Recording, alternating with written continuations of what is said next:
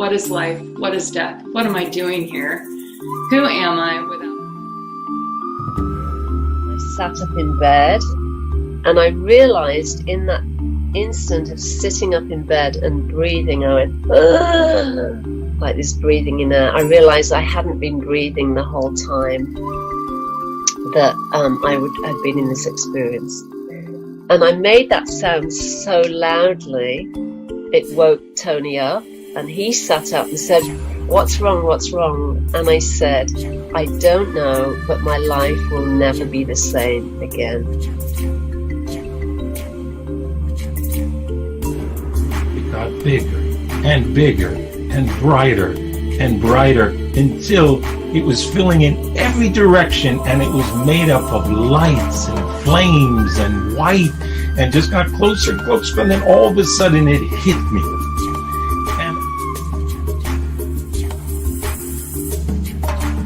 But suddenly there was like this kind of like this portal just opened, that there I could just sense that I have access to all the information in the universe.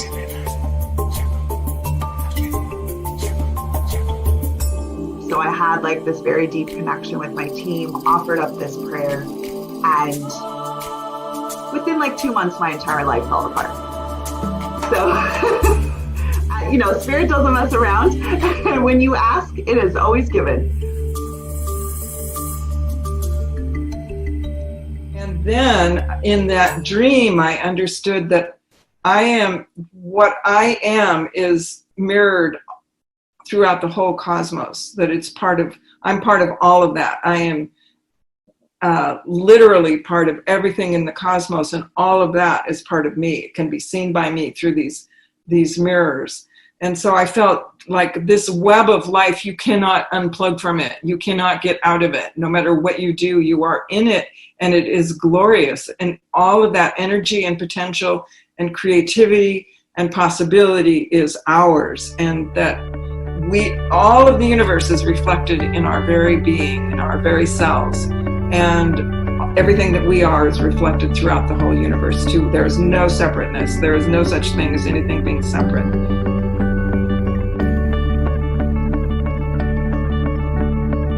2020, what a ride. My life is 100,000 times better than I ever imagined it could be.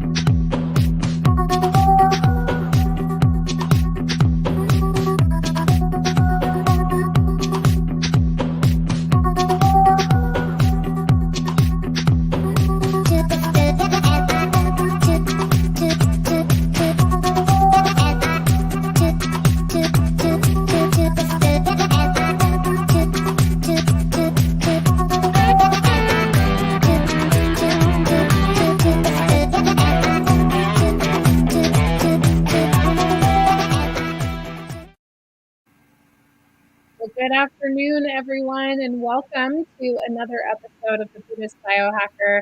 My name is Lisa, and I am your mystic guide in this wild world that we live in right now. And I am so excited because I am back with Christine Shahin for another episode of Ancient Future. Welcome back, Christine.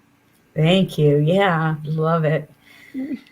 Yeah, talk about a wild ride. Yeah, it's been really, I just feel like there's so much energy. It's so dense. And yet, you know, it's just what we need, I feel. It's like, this is what we were, you know, I love your videos, and it's like, why did you come here? Do you know why you came here? I'm like, well, I think to experience this really dense energy, you know. That's what I'm feeling. You know, it's funny, Lisa, because you know, I have a slew of kids, and so when they're growing up, and you try to keep them focused on good things and stuff, and I would always say, this is happening for you and not to you, right? Mm-hmm.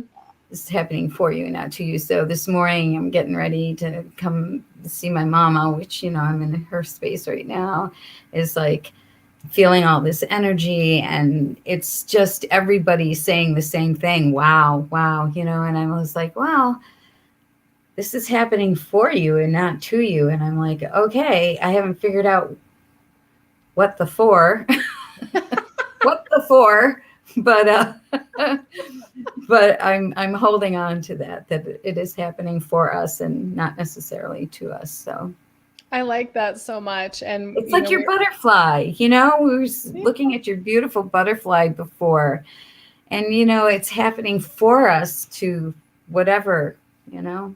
Yeah. Mm-hmm. I love that perspective, because I know we were talking just before we came on the air. I was like, I'm so glad I'm spending the afternoon with you. Because it is, you know, it's easy for us to get caught up in the to you part, don't you think? Getting caught up in what's happening to us and what's affecting us, instead of recognizing that it's actually always a support. I guess that's a shadow work, you know, is recognizing that it's a support, Right. even when it doesn't feel that way. Yeah. Yeah. Yeah. And so again, you know, from before coming on in our little conversation, yeah, I just so enjoy interacting with you, and it doesn't feel like, you know, it's stressful, and it just feels like I get a chance to catch up with you, and it's kind of our QT, you know. That's exactly what it is. It's the little goddess hour, I think. I love it. It's our goddess hour. And look at the goddesses with us. Hi, Eileen, who's a new member to the YouTube channel. So welcome, Eileen. And hi, Sid. And hi, Carrie. Love you guys so much. And, you know, we're going to be talking about Bridget today, is the goddess today. But, you know, I'd love for you to share who your favorite goddess is in the chat. We'd love that. And why that goddess resonates with you. Yeah, yeah. And for those of you who are new to the channel or new to the show, Ancient Future, you know, Christine and I just thought it would be really fun to talk about how these incredible technologies and healing practices and all these things from the past are really stepping back into our future. And today we're going to dive a little bit into junk DNA, which I think is going to be kind of fun and interesting, because I don't know that either of us are experts in it, but we know enough that I think it's worth talking about. So for those of you in the audience, please share about that as well, and what you think and what you know about junk DNA. And then we're going to talk about the goddess too. So what do you think, Christine? What are your thoughts about today? I just love your mandala. Isn't that amazing? That's just gorgeous. So pretty. I cleaned my office. I took everything out of it, because if you remember, I had like that baker's rack behind me, and I had this huge bookshelf. It was so tight. I took everything out, and all I have is a small bookshelf and this mandala. It's beautiful. It's huge. Yeah, it is. And it's a decal. You know, I got it from UK. I don't remember the company, but it's one of those decals, but it's beautiful. And I thought it matches my eye, which you can kind of see. Oh, yeah, totally. So I thought, so I have this idea that this eye that I painted, you know, that eye I painted just about a year ago. I mean, it really was a year ago, really, because I wanted to call in all the indigos to connect with me and my community and look at the community we built. And so I have this idea. So I don't know how long this mandala will be here, because as much as I love it, I'm thinking about recreating that eye and painting my own mural on this entire wall. Isn't that a great idea? right? That's a great idea. And I have to say, I had a dream recently that had these colors. And I reached out to Julie Hoyle, and she said, "You can do this. You can figure this out." I was like, "Okay." So, and then just exploring those colors. The blue is for service, helping, service. The turquoise is the color for the planet, Mm, right? yeah. Yeah, and so these colors were really prominent in my dream, and there it is in a Wow. mandala behind you. When we logged on, I was like, "Whoa, whoa!" Well, and you know, the turquoise too is the color of the high heart chakra, which they call the seat of the soul. So it's really about like sitting in your own mission and space and why you came here. And so I love that so much. And it's So the colors of communication and the throat chakra. And so for me, these colors, just like you're saying, they're really special and important. And you know, my little painting over here, you know, you guys can't see it because I covered it up with paint, but I actually painted in blue indigo, the word indigo uprising. Those are the words, indigo uprising, over and over and over, probably 60 times. And then I painted the eye over top of it. So I think I'm going to do the same thing with this ball. That's great. Yeah, I think it'll be really cool and profound and awesome. Yeah, and it's going to be an awesome experience for you, and then an awesome result for us. So that's great. I'm excited. Yeah. Well, I want to dive a little bit into junk DNA. I want to share with everybody what the heck it is, and then we can talk about why we like what we think it really is, because junk DNA is kind of an icky phrase, I think, which is part of why I wanted to talk about it. But I just kind of want to share with everybody a little bit about what junk DNA is. So essentially, science has these parts of the genome that don't have functional code that they're aware of. So like specific proteins do different things. You know, they manage different parts of the system and they have this coding that does things. And so what they're saying is, so I'll kind of read this science-y part, but there are these non-coding DNA in the genome. So 98.5% of human genetic material doesn't produce proteins, which means that they don't know what the function is. 98.5%. So, I mean, it kind of reminds me of the I don't want to call it a hypothesis, or the reality that we only use like 10% of our brain, right? And now you're saying like 98% of this DNA is undiscovered, really. They call it junk, but you know what that brings me back to is that quote, "God don't make no junk." Yes. Right? God don't make no junk. So why are we calling it junk DNA? Just because we don't have the understanding of what it is at this point. Right? And that also makes me ponder when everybody's saying got science. I mean, I love science and I'm a science geek, but at the same time, science is ever evolving. So it's not like it's a fixed thing, right? So it's like some of the stuff that we thought were real and tangible and probably was real and tangible for a period of time has morphed, and maybe through our convictions or our understanding, they were more real than they are now. So it's a fun place to be, I think, if we can have some kind of grounding in the rabbit hole. So yeah. Well, yeah, I agree. I mean, I think that's why I love quantum physics and reading about quantum science, because they're always, there was string theory, then there's super string theory, then there's super string theory, and they're saying, oh, there's 11 dimensions, no, there's 33, no, there's 44, no, there's all these other dimensions. Like, even Einstein went back and like created a new theory from his original theory. Right. It's actually really fascinates me, by the way. Like, doesn't it fascinate you? I mean, you think you found the answer to something. Right. And then later you're like, oh no, that's not the answer. There's this other thing. Right. And it is this awakening. It's like this unfolding for all of us as humans. Like, we think, just like we think we're the only ones here, but there's more and more information that we're not, and that there's all these other energies out there. And I think that's true for this junk DNA, is that really we just only know 1.5% of the functions of our genetic structure. And isn't that amazing? Because that means we don't even know what the other stuff is doing, and look at what we're creating just from what we know.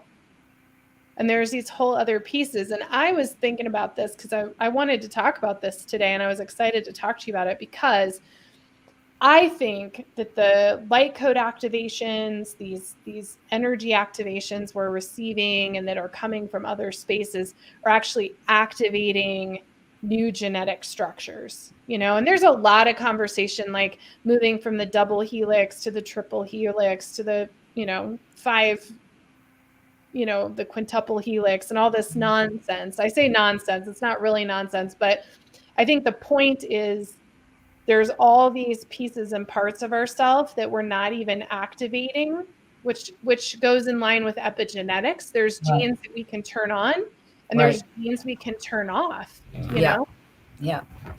So, Lisa, when you said nonsense, and then you said, well, it's not really nonsense. And, from our last conversation on ancient future, we were saying how there are words in front of our face that have meanings to us now that we don't really like. Nonsense means it just doesn't make any sense. So why wouldn't it be nonsense? It's just not making sense, right?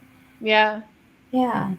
And pretend, I love it. I love pretend.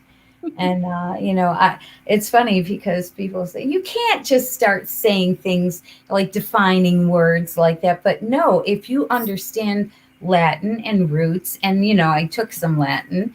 I wasn't the A student in Latin, but I remember some stuff about that.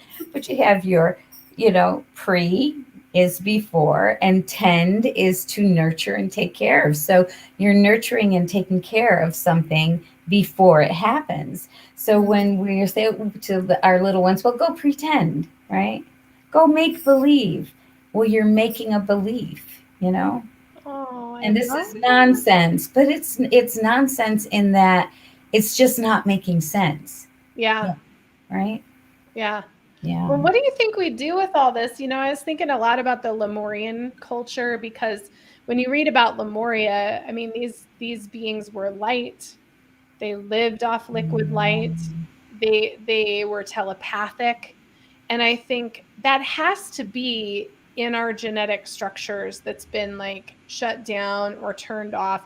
And part of this junk DNA is really this concept of opening up these structures again, opening up our telepathic powers, our clairvoyance, opening up our ability to be light.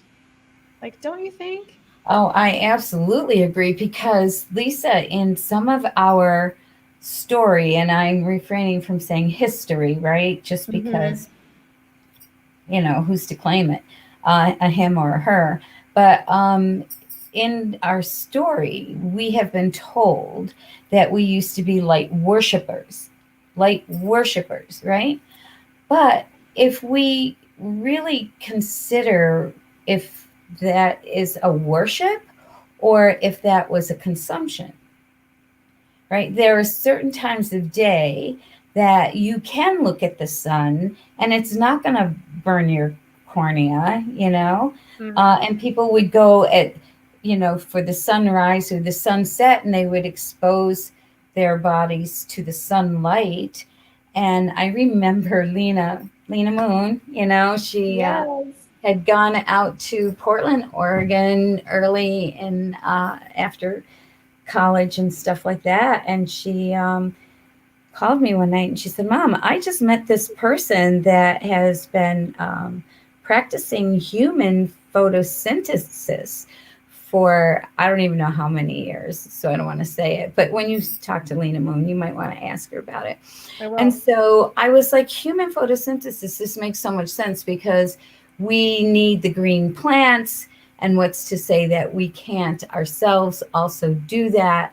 And so what you're saying about Lemuria and being beings of light makes total sense to me. And I really feel that when we get lighter on part of how we can get lighter on our frequencies is what we consume.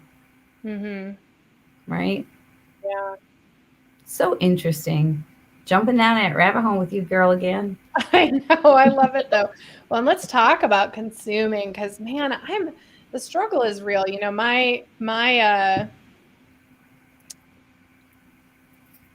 My health journey this last year has not been great, right? I've been busy and kind of just on YouTube.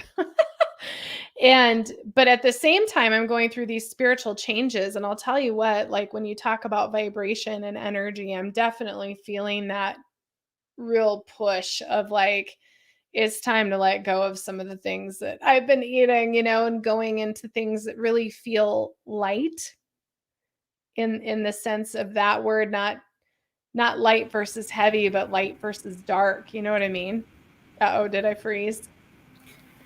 Yeah, you did freeze a little bit. So can you just go over that just a bit? Yeah, I can. I was just saying that, like, I definitely see the need to change and to transform my diet even further, to things that are light, that are vibrationally high, that are more connected, and looking at what those foods are, because it feels like that's changing a little bit too. When you talk about consumption, and I think like as we, it's proven in epigenetics that as we consume different things, we turn on different parts of our genetic structures. So it seems like if you consume high vibrational foods, then you're going to see those structures turn on that maybe weren't active before. Yeah, I totally agree. Mm-hmm. Yeah. And then understanding too that consumption doesn't just happen orally, right? Yeah. It happens through breathing. It happens through absorption. Yeah. So what we put on our skin gets absorbed directly into the bloodstream within, 60% within 20 seconds. Wow. Right? 60% of what we put on our skin gets absorbed directly into the bloodstream within 20 seconds. So, and then inhaling is a huge way of consuming. And so a lot of what we're learning around, our body's ability to have immunity is, and it's coming out more and more that a lot of our challenges are environmental. And we've been saying this for at least, I know I've been involved in it for at least 30 years, and there have been precursors before my day. So, these are very real things. And so we don't want to just be like, oh, this is the only transmission method. No, what is in my town that may be contributing to air quality or other ways of compromising my immune system, and is the only solution, something that I take, or is it something that I can correct in my environment along with some other methods of consumption? So it's complex, and yet so simple, right? Because once it's like, well, remember the whole thing about, I'm trying to remember the explorer who was searching for the fountain of youth, right? Was that Magellan? I'm not going to say who, but because I can't guarantee I'm correct. But I do remember, here learning in school that there was, I think he was a conquistador or something, and he was out there looking for the fountain of youth, and then Standing Rock happened, and what's the expression is water is life, right? And so here we are, we're starting to make these connections of like, well, fountain of youth and water is life. I mean, they're in front of our face. Mm-hmm. Our understanding of them is been changed. Yeah. So instead of it being nonsense, like, well, that's ridiculous, it's like, well, it's not making sense right now. Yeah. Yeah. Well, and going into our show topic, ancient future, the thing about water is we need that. Oh, it's Ponce de Leon. That's right. That's right. Great. Somebody jumped in. Yes, they said it's Ponce de Leon. Thank you. Yes. Oh my gosh. She said down in Florida. Thank you, Sylvianne. Thank you. Thank you. Thank you. But, talking about ancient future, clean water was something that we had readily available to us in the ancient times, in most locations, Yeah. And it's gone like full circle to where now, like, again, we're looking at, well, how do we have clean water? I mean, I have filters on all my showers at my house because what I learned with my genome analysis was that I have enough genetic mutations that toxins really don't leave me very easily. They build up instead. So clean water, clean air, clean food is necessary for my body to be joyful. And, that's true for all of us. And so I think as we go forward into the future, seeing what happens with our water technology is going to be quite amazing. And it goes back to that idea of living off of liquid light. And what was that like, and does your water feel like liquid light? What an interesting contemplation when you're drinking water. So speaking of drinking water, somebody gave me this awesome bottle, right? And it's the Emoto Peace Project. Oh, I love that. Yes. So on this glass, it says, I'm sorry, please forgive me, thank you, I love you. And then it says the Emoto Peace Project, and then there's the crystal of the water molecule, right? So those simple little things that we can do, I mean, again, they don't make sense to somebody who lives maybe in a very different reality of understanding, but to those of us that understand that impact, and just getting a plain bottle. And I used to do it before I got this. And I would just take a clear tape and I would, write joy on it, or abundance, or health, and just let it sit in the sun. And it's just fascinating what his work has provided us with that understanding of water. And, as an environmental activist for years, and coming from Orthodox Christianity, there's this patriarch, his name is Bartholomew, and he is called the Green Patriarch. And he's the Green Patriarch because he created services around God's creation, care, and all of this stuff. But he came to New York State one time, and he literally was blessing, like, I'm trying to remember which body of water it was, because we have some places that can be pretty toxic in the environment. And he took clean water, and he's, dousing the river with the clean water and making the prayers. So, and the intention, right? The prayers are our intention.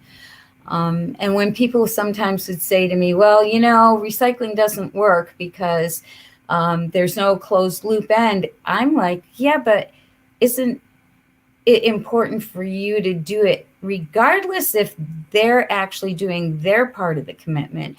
Is this not your part of the commitment? And every time you place a plastic bottle in the plastic bin or glass in the glass bin, isn't that your intention? Isn't that your prayer? Isn't that your, and doesn't that in some manner also count in this hologram of intentions, you know? Mm-hmm. So it's so interesting. Man. Yeah, it really is. You know, it makes me think, you know, I wonder how many symbols we could put, like, you're making me think about the symbols, like with the water. And I think, man, if we took like this mandala, if we took ancient symbols and put them on our dishes, on our water bottles, like in our spaces, what kind of shift that would have and what would that activate? I think that's fabulous, Lisa. And actually, if we go to archaeology and we see those ancient symbols on their potteries, and right? Yeah, I mean, that's true. It's really fun. Talk about ancient future, you know? Yeah. No, I think you just hit the nail on the head. Man, I want to go look for some sacred geometry dishes. Somebody's got to make them somewhere. If not, yeah, Jatacasa will have to provide it. Seriously, I'm going to look it up right now. Good. And, you know, for everybody who's joining us in the live, thank you so much for joining. And we're going to switch gears into our goddess focus, I think. But would love to hear from each of you here who are joining us in the live, who your favorite goddess is, because that's part of what this is all about. This is Herstory Hour, Goddess Hour. So yes, there are sacred geometry dishes. There are some, and it looks like they're mainly in Etsy. So if anybody is shopping for sacred geometry dishes, it doesn't look like there's any like dinner dishes though, Christine. It looks like they're cool dishes. We need functional sacred geometry dishes. That'll be another project for us later. Yeah, I think so. You know, Lisa, we should talk after the show. Okay. Okay. I'm down. All right, so let's talk about Bridget. Let's talk about Bridget. So, Lisa, before we, you know, came live, I had said to you, I said, well, you know, it's good that we picked Bridget because yesterday was St. Patrick's Day, right? Mm-hmm. And she, Bridget, is associated with Ireland. Mm-hmm. And we know that, and we love and we bless St. Patrick, but we do know that, you know, he was in a patriarchal kind of system there. And, you know, trying to explain the Trinity by the clover leaf and all of that, as one of our members in Ajata had brought to our attention. And in some of our other rituals in Orthodoxy, there was like, I'm going to say St. George slew the dragon, right? So in all of these symbolisms, there's this place where her story was adulterated, if not totally erased.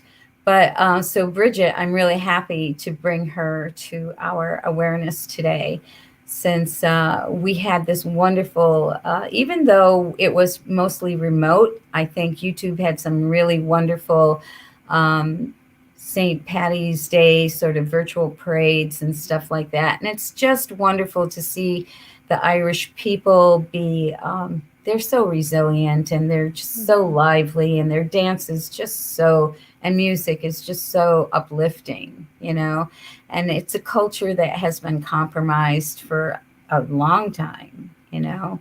And so I feel like they're such a great example of how to stay focused in really challenging times.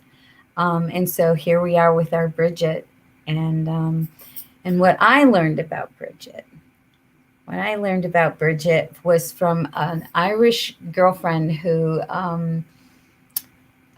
is also a clinical herbalist. And she said that Bridget had greeted and scared the Roman warriors when she met them naked. And I think her body was painted, and she was ready for, you know, keeping her country free.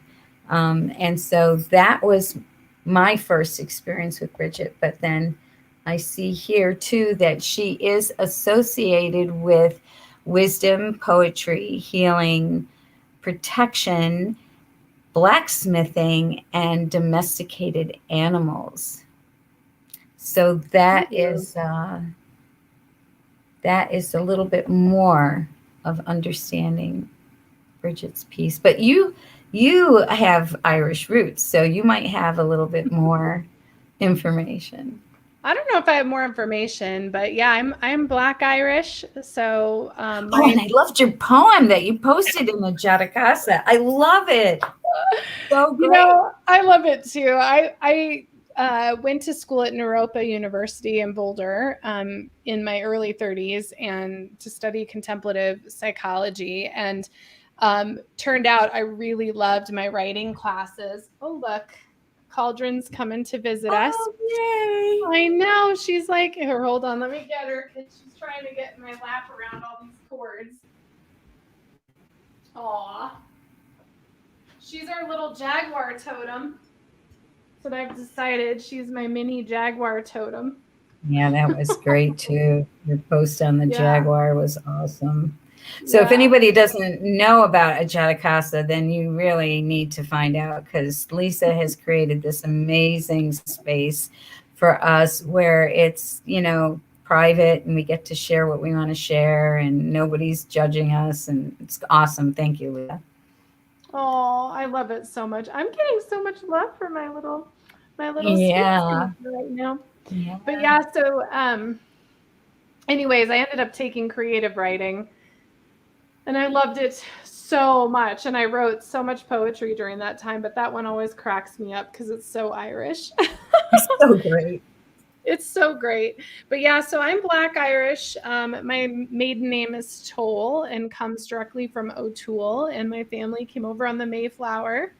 So our names are on the rock out there. Wow. It's pretty cool. And my family still there's a castle that's tied to our family name and everything in Ireland. I've never been there. I want to go, but I haven't yet in this life.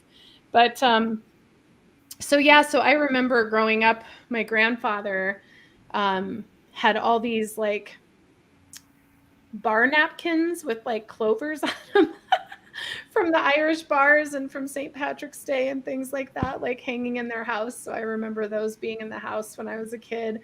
And we definitely are Irish with our flaming tempers and all those fun things. So that's the shadow work of the Irish. But I pulled up this really beautiful goddess card for Bridget and her message. And it says, "Don't back down. Stand up for what you believe is right. Be clear about your intentions. If you are unclear, then confusion will lessen your power. Like a candle in the dark, be very clear and bright in what is acceptable to you. Make no mistake, I will guide and protect you, and yet think of the unparalleled rise in your own viewpoint if you are able to stand up for yourself, speak up about your needs and your deepest truth." And I thought it was interesting that the messages about Bridget and from Bridget, it's very strong. It does have that Irish energy of like, stand up for who you are, speak your truth, be direct, be clear, be assertive.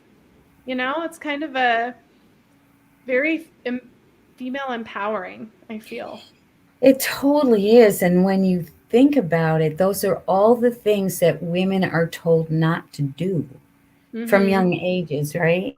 Yeah, Settle down, don't stand up, don't be too loud, don't be, yeah.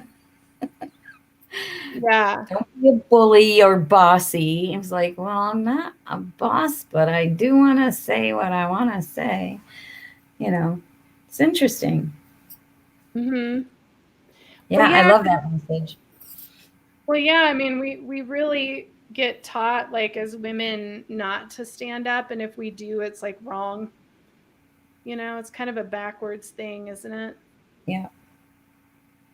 Do you know, like, what point in history did we really stand up? I mean, I think of Cleopatra, you know, she was a very powerful Egyptian ruler, you know, but Ruler. it's like, Yeah. how many rulers were women really that we know of? That we I know mean, of? that's the Who knows thing. what the history is?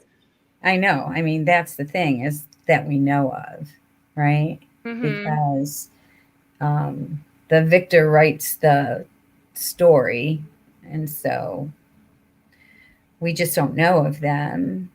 But certainly, and there are selective stories.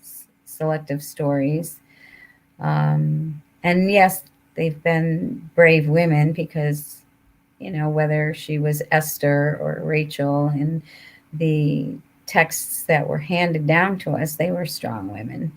And yet, Mother Mary was portrayed as just meek and accepting. And I kind of have a feeling that might not be exactly true, that she probably, to have a son the way she, who he became, I don't think that it was something that she didn't play a part in,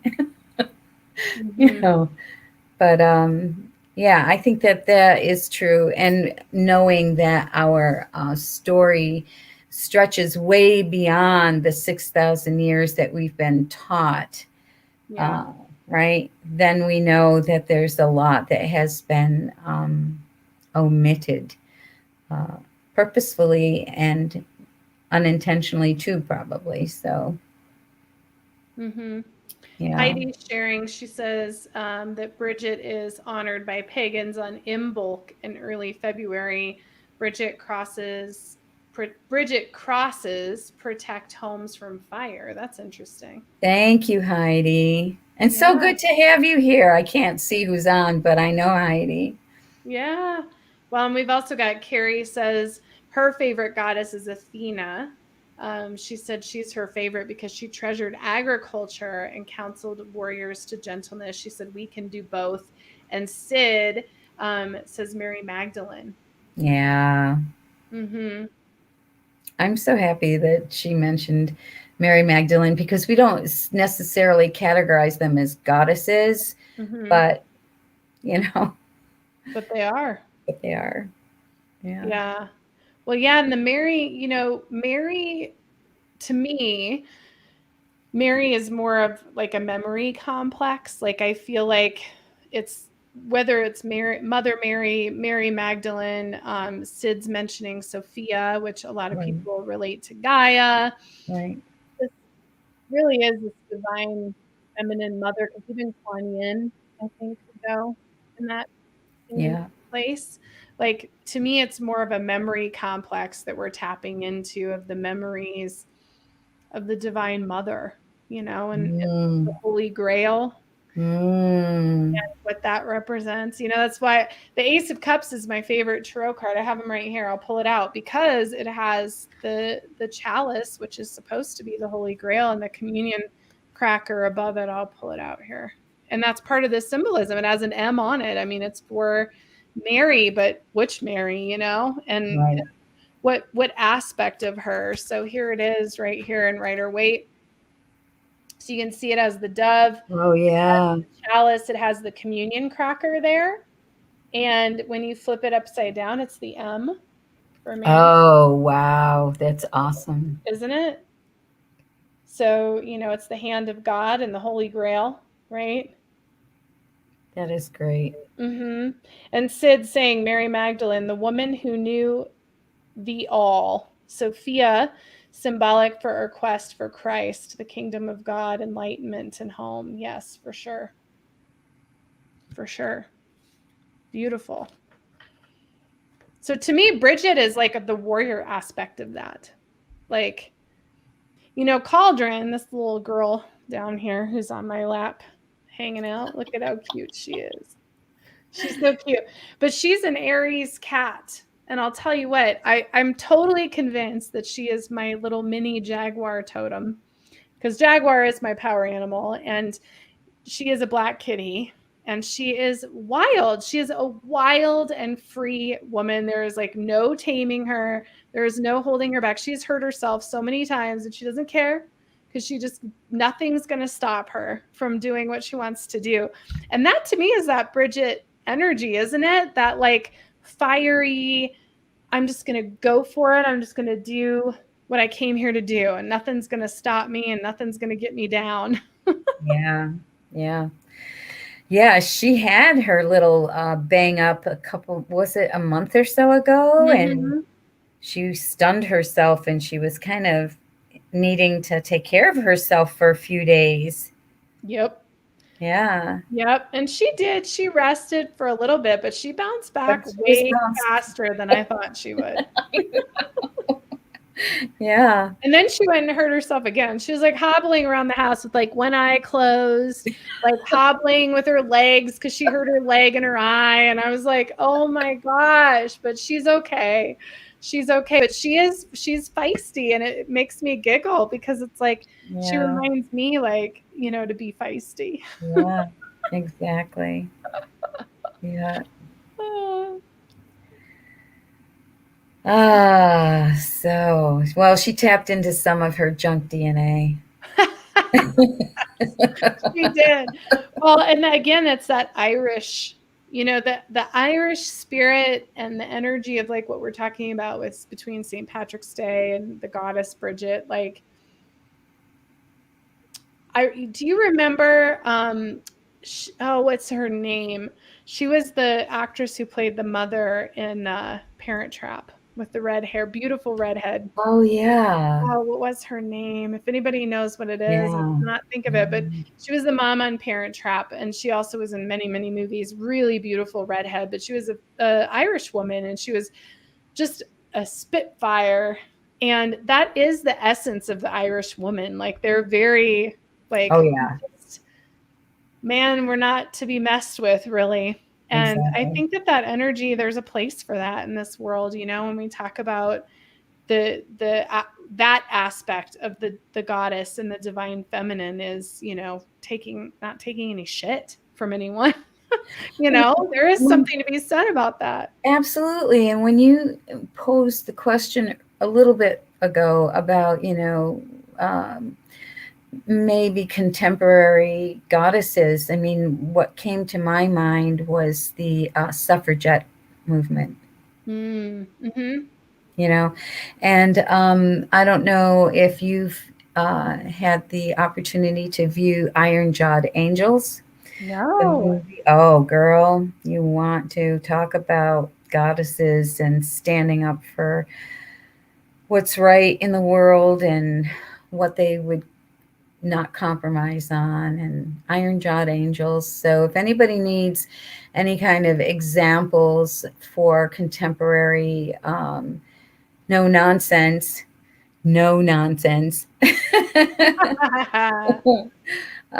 feminine examples of change makers, and yeah, totally, absolutely. Ooh, I'm putting it on my do it movie list for sure. Yeah. Sid is saying Bridget is the equivalent of the Roman goddess Minerva. That's cool. Yeah. That's super cool. I feel like that's in a kids movie. There's, you know, the kids watch so many like animated movies, I kind of lose track of some of them, you know, so especially the new ones, but I feel like that's a character in the new one. Yeah, exactly. And then Tamara is saying it's Natasha Richardson. Oh, The Oh my red hair? God. Tamara said she passed away on March 18th, 2009, and it's March 18th right now. Wow. Blessings, Tamara. Yes. Amazing. Not to mention, like, where did she come from in the ethers that I was thinking of her? I love that. I love Exactly. that so much. She was fabulous. She played John Candy's mom in some movie, and I just remember watching that movie, and she was older, and she was just so fabulous. You know, she was such a classy, beautiful woman. Like, yeah, Natasha Richardson, now we know. Natasha Yeah, Richardson. yeah. See, say her name. Natasha Richardson. Yeah. Beautiful. Love it.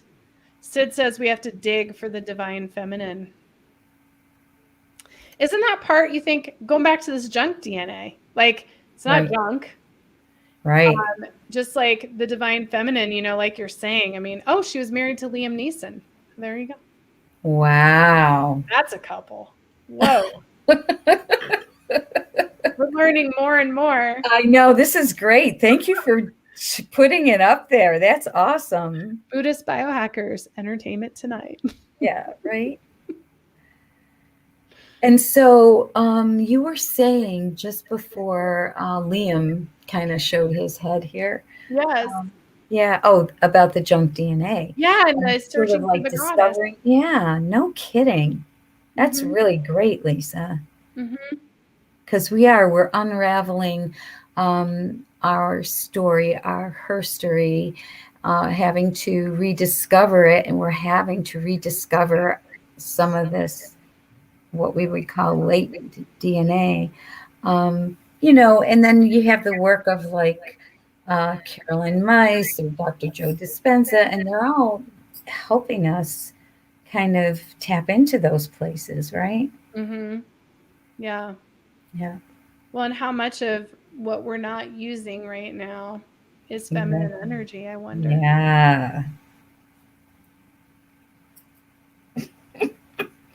And perhaps the age of Aquarius, this awakening of the divine feminine, is an awakening of some of these functions, Right.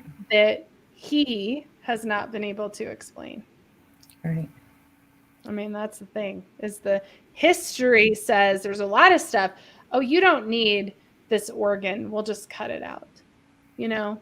Right. Oh, you don't need to go, do this. We're going to take forceps and pull the baby out and squeeze its head. Right? That's the history. Right. Versus the herstory, which is connecting with the organ and working with the energy and what the dis-ease is showing you. Right. And, and it kind of, that's a very, it's a very historical way to look at DNA, is to say, oh, 98% of this is junk. You don't even need it. Let's just get rid of it. True. Versus the herstory of these parts of our DNA, which is, well, what are they doing there? How do I activate them? And what do I do with them? I mean, that's a very feminine way to view it versus the masculine energy, which, no offense to those of you men who are listening, but it is a very masculine thing to say, well, we don't need it. We'll just get rid of it or cut it off or cut it out or, Yeah, and it doesn't mean that all men are not connected to their feminine side. Right. And I think that that's definitely getting truer and truer, as we, just really empower men to tap into those feminine qualities, right? Because they were always seen as they interfere. You can't be soft, you can only be strong. Well, you need both. Mm-hmm. You can't just be strong. You're going to crash and burn. And you can't just be soft, because you need to stand up sometimes. Yep. Right? Yep. Totally. Yeah. Exactly. Yeah. So any other stuff on Bridget or junk DNA? I don't know. Do you have parting words of wisdom for us today? I can't believe how fast an hour goes by. I mean, it's just insane to me. It is. Yeah. I don't know. I just feel really enjoyed your bringing that awareness to junk DNA being re-evaluated, more explored, and the fact that the feminine is also needing to be re-evaluated and more explored. I think that's just a great little connection there. I do too. And yeah, for people that are interested, there is the book, The Great Cosmic Mother, and God herself, and there's others, but we should start putting them in our little paragraph. Yes, we should.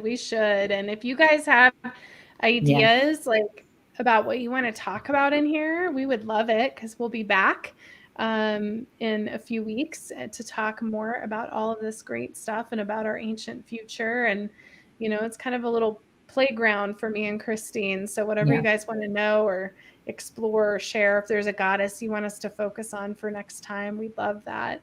Absolutely. And I just love you so much, Christine. I love spending some time with you. I do too. Thank you so much. Such a great way to end the week on Buddhist Biohacker. Yeah. And then we're jumping into One Heart, One Earth next weekend. Yes, it's a good point. If you want to know all about it, you can go to oneheartoneearth.net. It is our 1-year anniversary next week. Can Yay! You believe that? Awesome. So amazing. It's like the stats are crazy. It's like 12,000 minutes of content we created or something last year. It was something crazy. And so we're celebrating all that content and revisiting it and looking at it, because there's so much rich content. And I mean, you could have one awakening after another if you just sat and watched the video content, really. So next weekend is a weekend watch party, and we have prizes to give away, and I'll be live with almost 60 guests in 3 days next weekend, and it's going to be so incredible. And so you can join us here at Buddhist Biohacker, and you can also check out the website with the schedule, which is, again, oneheartoneearth.net. The schedule and the prizes are listed on there. We have lots of giveaways, and it's just really, really awesome. So I'm excited about it. Yeah. Congratulations, Lisa. You've accomplished monumental things in a year. Oh, thank you so much. Well, and it's funny because it's a nice completion, actually, because I'm going to slow it down a little bit. But, we're still here, and we'll be here every week. But it's going to be nice it's like the race. We don't need to run the race. So I'm slowing it down a little bit. And I think it's going to be really nice for all of us, because there's so much to visit and talk about and look at and connect with. And I think we're going to have time to do that. So that makes me happy. So thank you so much, Christine, and to everybody who's watching. I just love you, and I love everybody who's watching and connected, and just wonderful. And thank you, Heidi. Heidi said thank you. Sid's like, awesome hour. Thank you guys so much. And we'll see you for our next Goddess Herstory time here in a few weeks. Yep. Sounds good. Bye, guys. We'll see you in Ajatakasa.